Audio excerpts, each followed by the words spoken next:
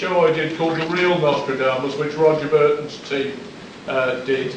And we did it in 1999, because in one of Nostradamus's quatrains, there is the prophecy that on July the 19th of 1999, a king of terror will descend, the roi d'Afrique, king of fear.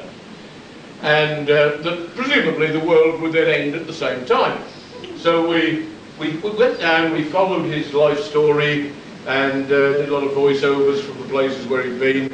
And the highlight of the film was going to be our visit to the church of Saint Laurent in Salon, in Provence, where poor old Nostradamus was buried in the wall behind a 6 foot by 3 white marble tablet that said, Ici repose Monsieur de Nostradamus, Michel de Nostradamus, and all the trimmings.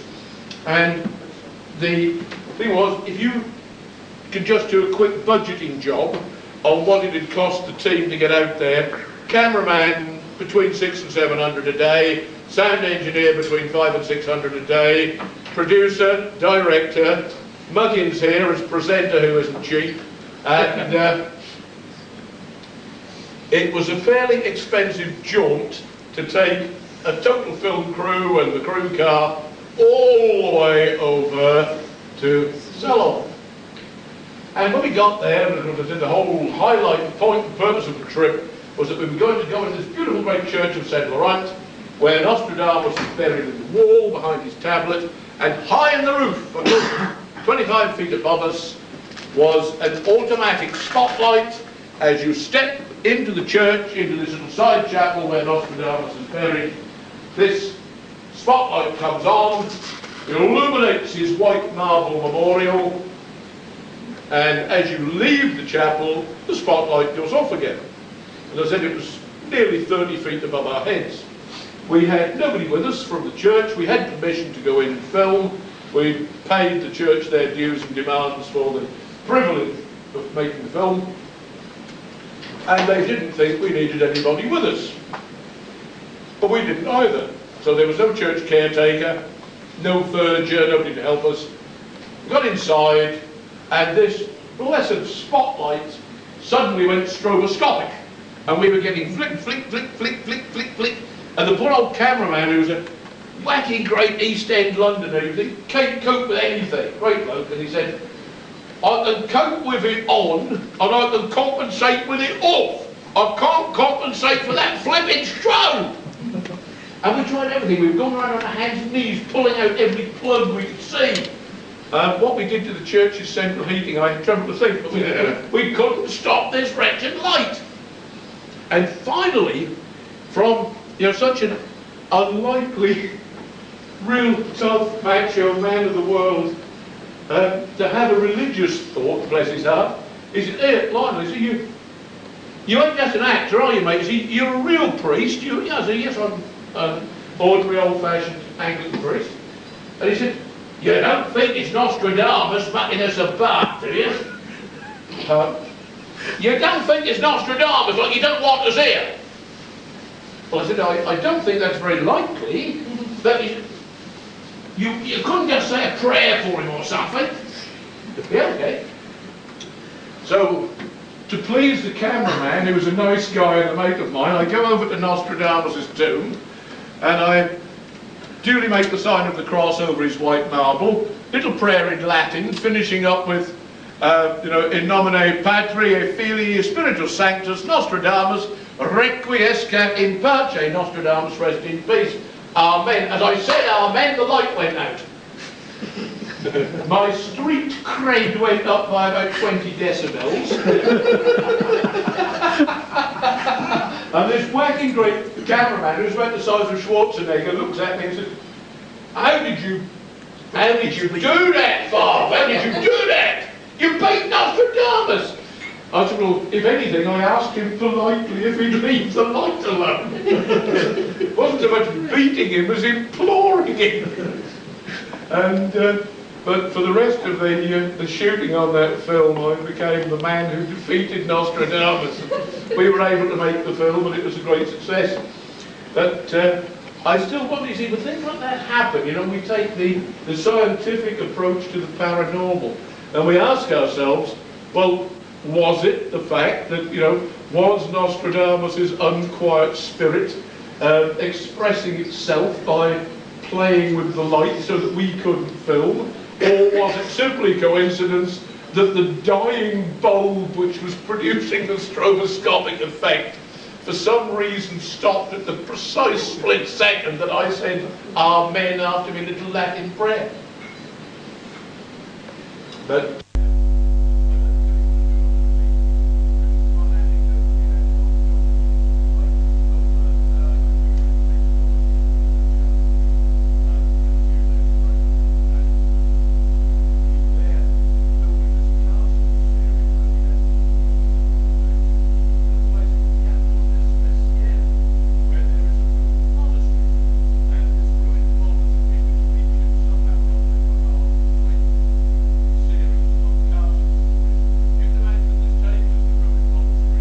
that there is gravel all around it to an area of, say, perhaps 5 metres, 10 metres each side of it. And I hadn't got my big Harley glide there, but there had been instructions given from Harley Milwaukee that because of the publicity of using the bike, any local dealer was to lend me one when we went all over Europe. Fine. So I go down there. If you've ever tried asking a Portuguese Harley-Davidson dealer if he's got an Electroglide you can borrow, and you've got your electric authorization from Milwaukee, so he will say yes. But I spoke no Portuguese, he spoke no English, and he kept saying, no glide, got a dose. I felt terribly sorry for him, because he wants a dose. And I suddenly realised that he was trying to say deuce. And there is a version of the Harley, known as the Harley-Davidson Deuce, which has the same 1400cc engine basically as the big Glide, but it's only half the frame weight. And he was trying to explain to me that although he hadn't got a Glide, the biggest bike he got, which would be the nearest to the Glide that I enjoyed riding, would be this Deuce. And I said, fine! So I picked this Deuce up, it's lovely. You've got the full 1400 twin underneath you, and only half the frame weight. My big Glide is nearly half a ton, this was about a quarter of a ton, and you thought you could make her do remarkable things. So my director, seeing me enjoying myself on this, says, hey, Lionel, what about going round the monastery, we get some shots. How fast can you take her? I looked at this gravel, and I mean, she was almost like a sports bike. So I reckon I can get 60, 70 around there without any danger. And so I'm roaring around this ruined monastery on the gravel. Said, keep me up some more gravel. Fine. So I'm opening it up. I did about 70 around there. And she's leaning over a beautiful angle, spitting gravel in all directions. And I keep passing a big red notice board, all in Portuguese. And I think, why is that there? And as I went past, I was sort of sussing out the land, and the ruined monastery, as I said, was at the top of this sort of conical hill, very gentle slope. So if I'd come off my gravel plateau, as far as I could see, there was just gentle grass at about 15 degrees, no problems, you know, nothing dangerous. You slither off on a 15-degree grassy slope, no problem, you know. Wish I'd known what that notice board was. So finally the director said, that's great mate, okay, you know, put the bike back. So I reluctantly got off this beautiful Harley-Davidson Deuce and walked over to this notice, scrutinised it, and saw in little 1-inch black type, about the size of a tabloid headline type, was an English translation which said, extreme hazard, unfenced cliff edge. How interesting. Now, for 95% of the circumference of Capo d'Especial ruined monastery, there was this gentle grass slope, which had lured me into a sense of security, that if I came off, all I'd do was slither on the grass. Over here, for no more than 10 metre stretch, about from the length of where our electrical experts are, from A to B, there was, the grass stopped. suddenly and went down 100 feet to the sea-girt rock. I called my director over and said, "Hey, Clive, come and have a look at this, mate." So Clive comes across. God, he said, we could have lost the bike.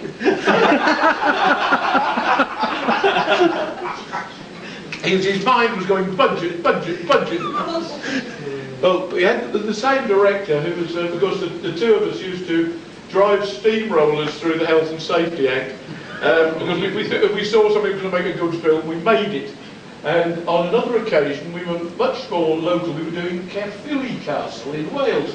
Again, if you like old castles and you get a chance to go to Caerphilly if you've not been, it's well worth a day in Caerphilly just to see the castle.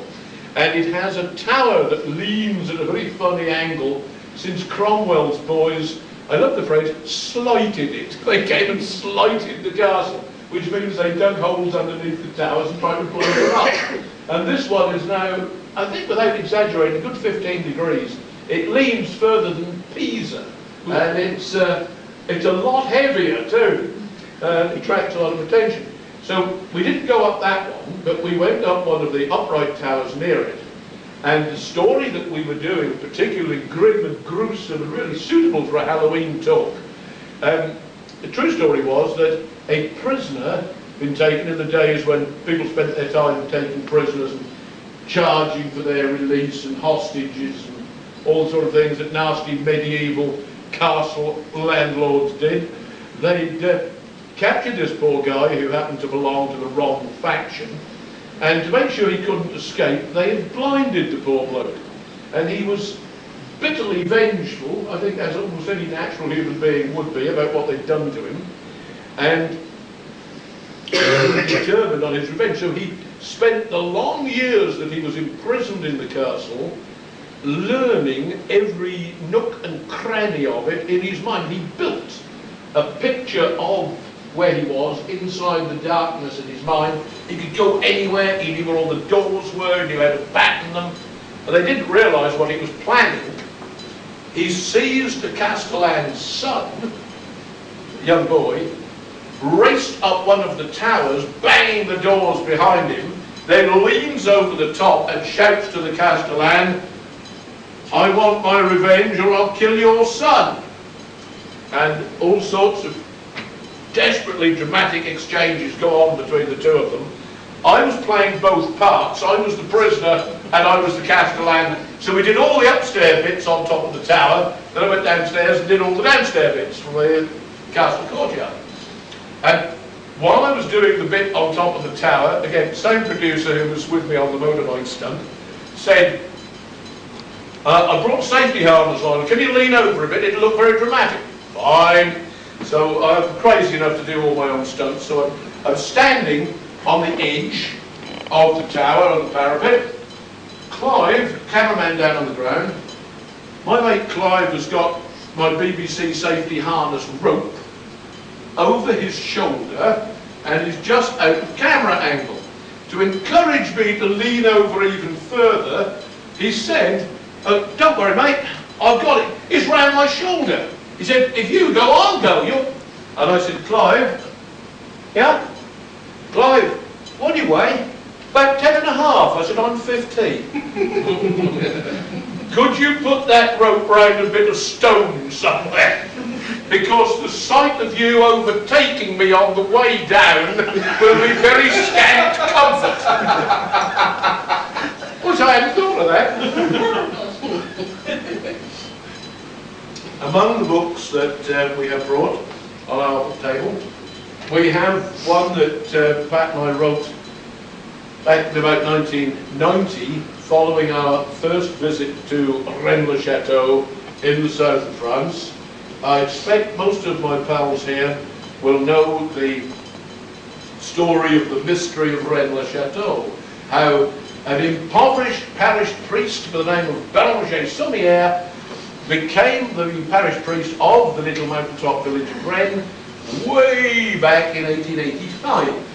When he arrived, he was subsisting on a salary of English equivalent, or a stipend we should say, English equivalent £6 a year, 50 pence a month. Well, even in 1885, you can't survive on 50 pence a month.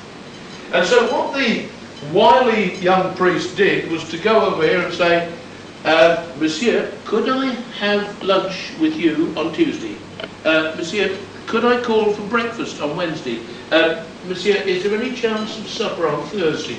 And knowing that his parishioners, who were his friends and who all liked him very much, were as hard up as he was because they were very poor farmers in the area, he took great care never to have more than one meal with the family once in the week, but it kept him going. And then quite suddenly everything changes and he becomes the richest man in the south of France. And he spends money like water until he dies in debt in 1917, having spent about 4 million over that intervening 20-odd year period. And the great mystery of Rennes-le-Château is, what on earth did Béranger Saunière, the priest of Rennes, do to make that much money?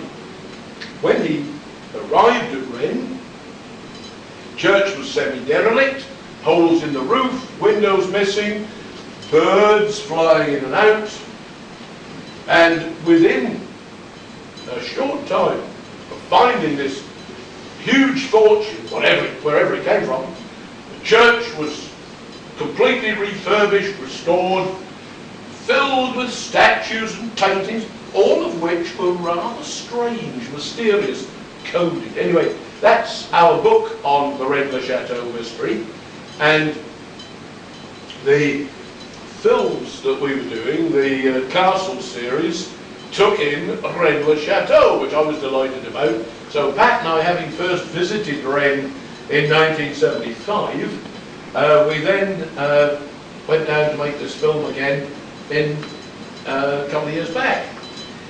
And when we got to the church at Rennes, which I knew so well, it's about half the size of the room we're in. Imagine putting the petition up, that would be what we'd have, this chunk here at this end. Absolutely crammed with statues, and up on the wall here is a barrel pulpit of the kind that you saw in churches of that period.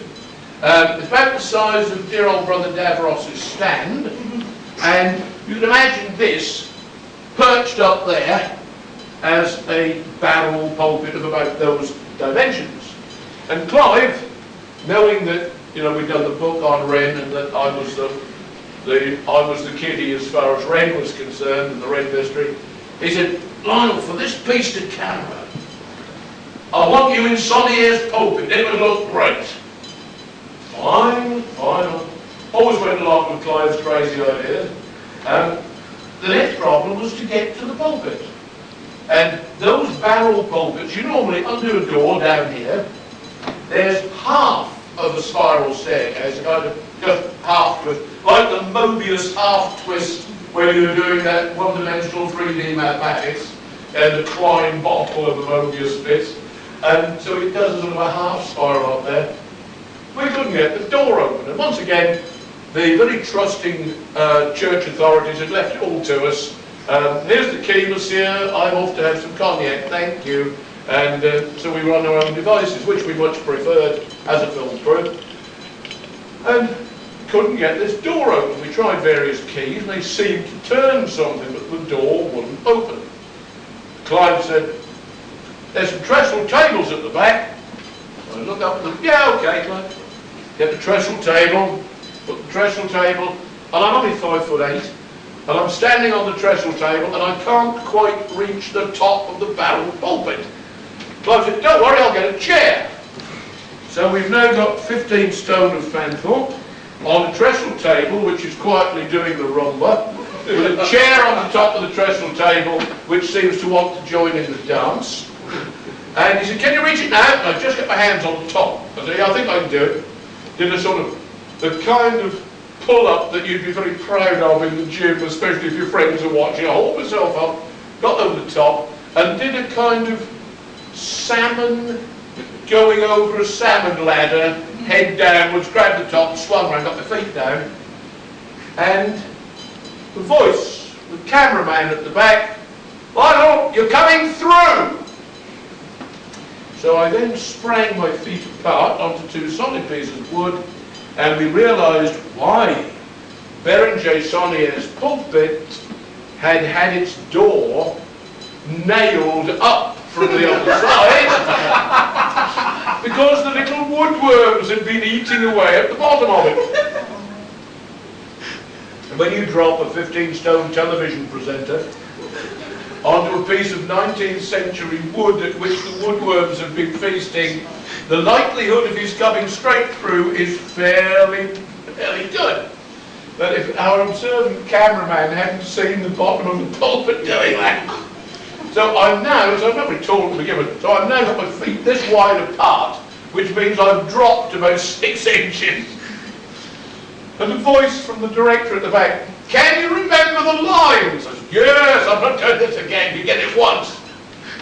So I did the piece about Berenger Saunier and the treasure in the pulpit, and managed to get myself back with Clive hanging onto the chair on the table, and got ourselves back. But we had tremendous fun on that Castles series, absolutely amazing fun.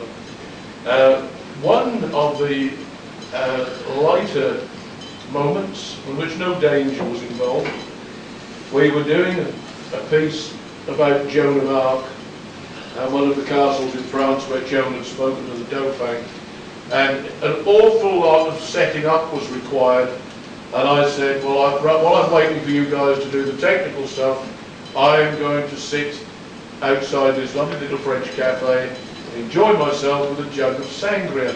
And at this point Clive starts to look really worried because I got the big 2-litre jug of sangria, you know, the fruit juice and the wine and all the bits. And I love it, especially on a hot day. When Clive came back to fetch me to do the pieces to camera, which they spent 2 hours setting up, I had an empty jug of sangria. And his reaction was very similar. He said, "Oh, you haven't dropped a lot of it." He said, that's for 8. I said, "Oh yeah, well, very nice it was, Clive." He said, "You'll never be able to film." And the amazing thing was, I'm not advocating alcoholism, but we got through almost every piece as a first-time take. I don't understand. He said, "I'm going to buy you 5 gallons of that to take with you." He said, "We got through that in half the time." He said, "How would you know?" I said, "Just totally relaxed, boy. I was just totally relaxed." And perhaps to finish up with another, this would be a good one to end with. It's partly serious, this one as well. I had a very great friend, very Halloween. I had a very great friend called Billy Farrer, and Bill and I co-wrote some books together on mathematics and metrication and things of that sort, and we taught together in Cambridge. And after I moved to Wales and become a priest, Bill phoned me up to say, he then retired, and he phoned me up to say, "I've just been told that I've got lung cancer and I'm not likely to live more than a few months, and I want you to do my funeral." And I said, "Bill, that will break my heart. We are like brothers." But he said, "I want more than anything. I want you." I said, "Bill, you have my solemn word. Of course so." And in due course, the inevitable happened, and his village priest phoned me up and said, "Oh, I'm ever so sorry, but your pal has just slipped away, and we're arranging the funeral visit, and I know he wanted you to do it. It's in my church. You'll come over and we'll sort it out between us as to which prayers I'll do, which prayers you do, and then your tribute to him, and so on." So on the appointed day, I drove over to Cambridge from Cardiff the night before, and I'd done a full day's work, and so had Father Ian, who was the village priest, and we sat together. I remember it as if it was yesterday. We sat together on his couch.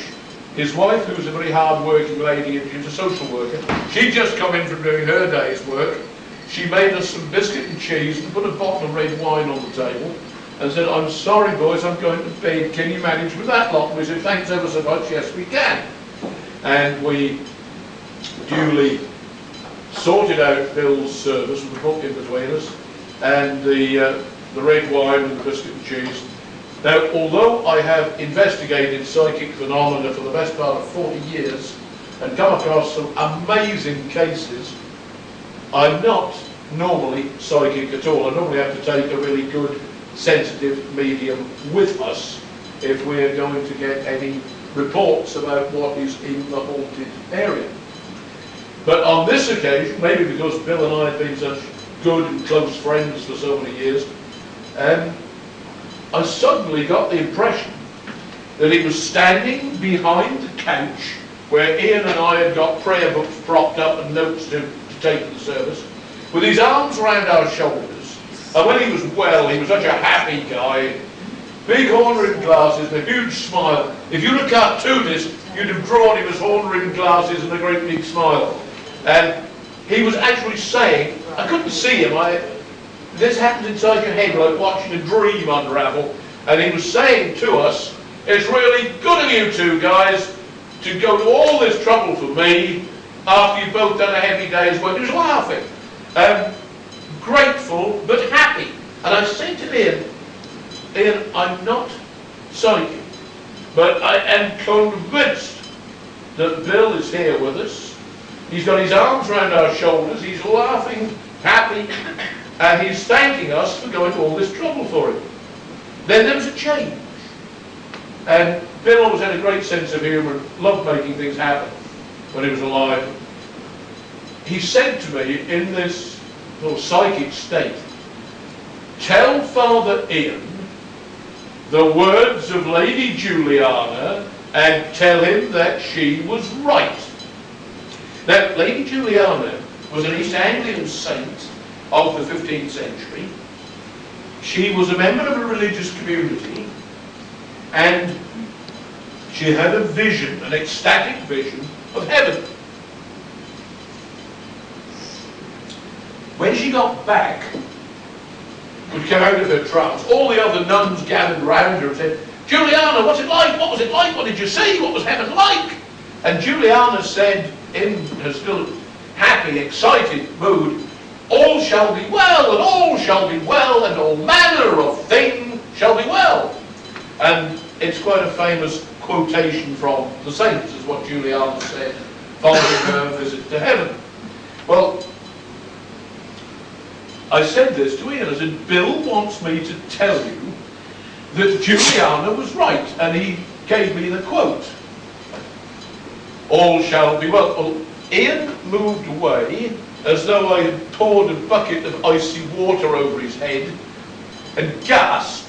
And he said, Lionel, you could not have known this. You have just driven 300 miles to be with me for Bill's service tomorrow. You could not have known that as he slipped away in his final coma, I was holding his hand, and the last thing I said to him on this earth was, Bill, remember the words of Lady Juliana, all shall be well. He said, and you're telling me that he's standing here asking you to say, Ian, you were right? And we sat there entranced. We couldn't believe it. Now, okay, you can work it out statistically that it is the kind of thing that a priest would say to a dying parishioner. All shall be well, and heaven is there, and you're leaving this world, but there's a better one. But I thought it seemed so strange, but it was even stranger the following day. As you know, I'm principally a biker. I do drive a car, competently enough to pass a test, but two wheels are my first love and the thing I handle best. And Bill, on the other hand, was like Schumacher. He had that sort of natural instinct. You yourself or one of your pals, you know, there's a difference between what I call mechanical drivers who learn how to do it because you have to have a car to get to work, and naturals like Schumacher who get into a car and they can tell you within an eighth of an inch where the front tyre is. And they can, you know, or you could put a matchbox in the road and ask them to move around it, or they wouldn't break it if you were doing it as a stunt. And Bill was one of those. Brilliant, beyond words, do anything with a car. And as I was driving home, having just laid my good pal in the earth, I got down the M4 on my way back to Cardiff, and I was overtaking, I had an old Granada in those days, and I was overtaking a very large, very heavy Arctic with a trailer. He was in the slow lane, I was only in the middle lane. He was doing about 45 or 50, I wasn't doing more than 60, came past him in a very, prim and proper manner, sedately, and quite suddenly he pulled out and hit my back wheel. The reason he hadn't seen me was that his Continental built wagon was about this size, so his feet were above my head in the Granada, and he was left-hand drive. So he's sitting about that high up, and I'm here, and he's over on that side of his cab. He clouted the back wheel, because the Granada spins round like that. He still has no idea that I'm trapped on his front bumper. And he's pushing me gaily down the road sideways, tyre comes off, and then he sees me and hits the brake. Well, while all this is going on, I'm trying clutch, brake, wheel, but what can you do when you're being pushed down the road by about 40 tons? Sideways. And I was doing all sorts of strange manoeuvres with the controls and not knowing why I was doing them, but they seemed to be doing something. And when he braked, because I had an anti-clockwise spin, as soon as he braked and made a space, the front of the Granada came round like that, and he hit me again, head on. And I went over the hedge on the far side, on the near side, and I thought, well, this is it. I'm dead. And the car stopped on some grass over the hedge, over the ditch. Got my right way up. Main danger now is that there will be a fire because he's probably scraped the bottom out of the tank when I hit the side.